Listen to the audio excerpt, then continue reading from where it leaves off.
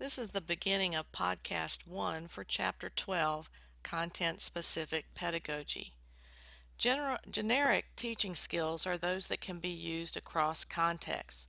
In reality, these skills become principles that, when applied appropriately to different situations, will help you be effective as a teacher.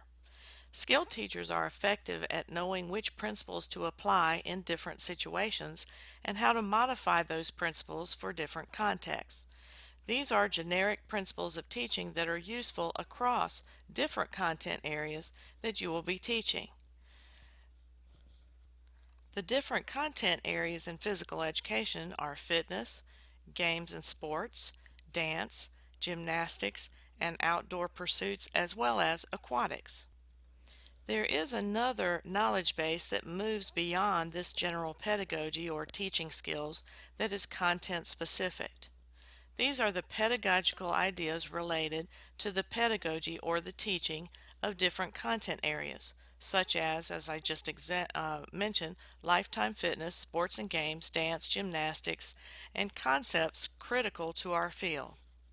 These movement concepts that I just mentioned at the end of chapter 12 are about academic language, as we've mentioned before, and the efficiency of movement and the principles that are associated with all movement that we teach.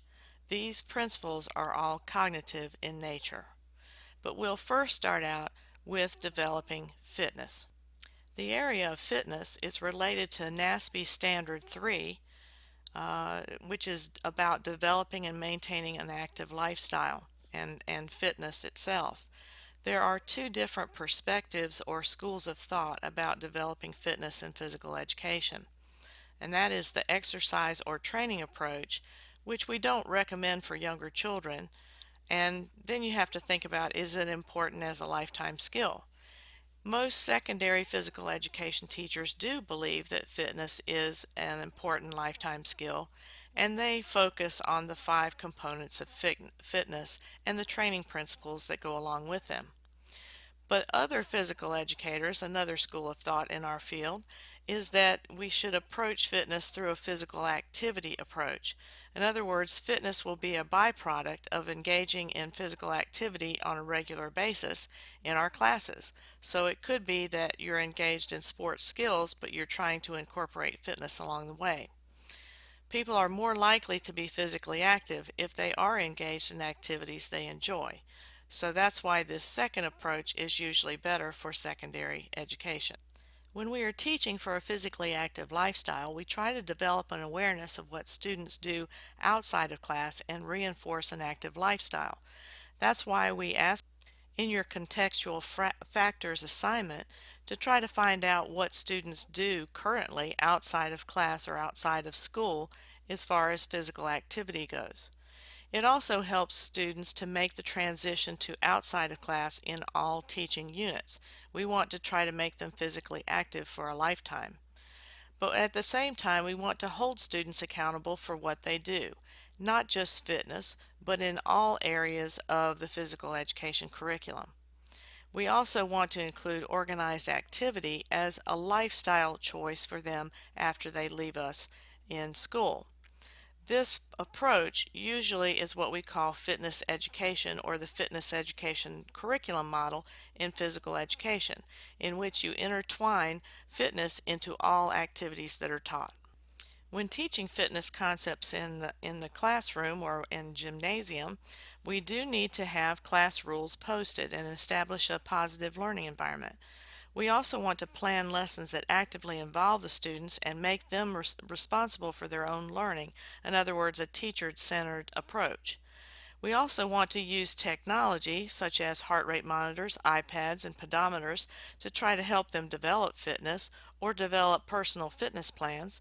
And we also, again, want to hold students accountable for written work and outside work. In other words, trying to give them homework to make sure that they are physically active outside of school. Some of you may think, well, they can cheat on that and they can write that down, but honestly, that's going to hurt them more than it is anyone else. Most parents are able to sign things and do make kids responsible for their homework, no matter what subject area it's in. Instead of developing fitness on every school day of the year, which is 180 days of the year, you can do physical fitness in physical education by choosing several grade levels that will focus on fitness. In other words, choosing 4th grade, 8th grade, and 10th grade to focus on fitness, and the other grades or years there's not as much focus on fitness. And we can also use school time other than physical education time to develop fitness, such as having students use walking trails, develop personal fitness programs in their other classes, uh, engage in community activities during school, have walk to school programs, activity periods, walking clubs, and so on. We also want to approach fitness as a health maintenance behavior.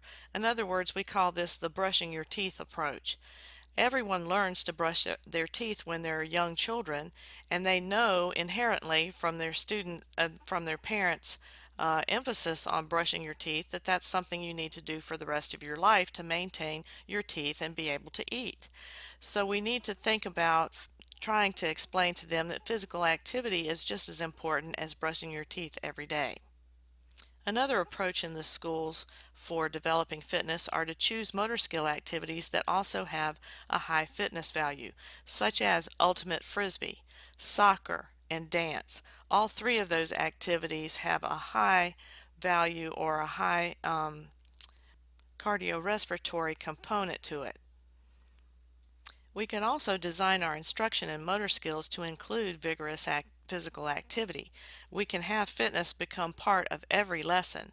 In other words, trying to come up with a lesson that's aerobic golf or aerobic archery or aerobic disc golf to try to get them to be a little more physically active while they're doing those much more sedentary types of activities.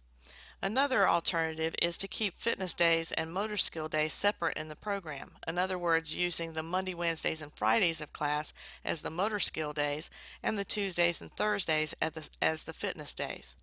Something that's in common between all of these teaching uh, methods for fitness are that they need long-term planning.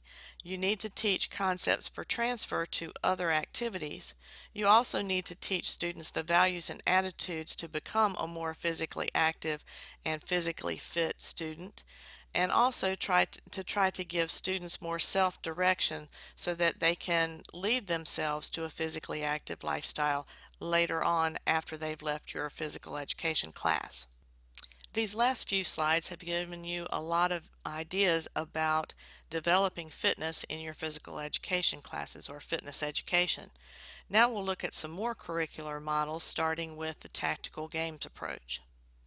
The tactical games approach is what we use in our curriculum at Winthrop, in which we take game categories and use them to develop courses and to have transfer in between each of the activities. For example, one game category is an invasion games or territory games is the way some people like to call it.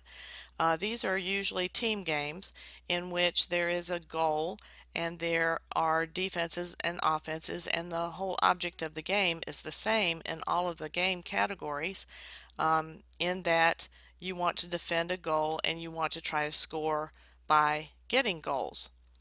Examples of invasion games are soccer, basketball, lacrosse, etc. Other game categories are net wall games, volleyball, badminton, tennis, racquetball, pickleball. Also, target games is the third category, things like archery, golf, bowling, billiards, bocce ball, etc. And the last game category is a little bit smaller game category. It's called striking and fielding games. In other words, games like kickball and softball and cricket. We teach those categories at Winthrop because we want students to learn the transfer between the skills and the tactics in those games.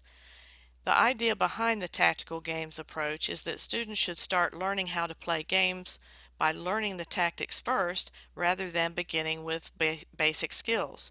And the reason for that is that tactics are a more meaningful part of the game, and students will develop the skills out of a need to know how to execute the skill in a game situation.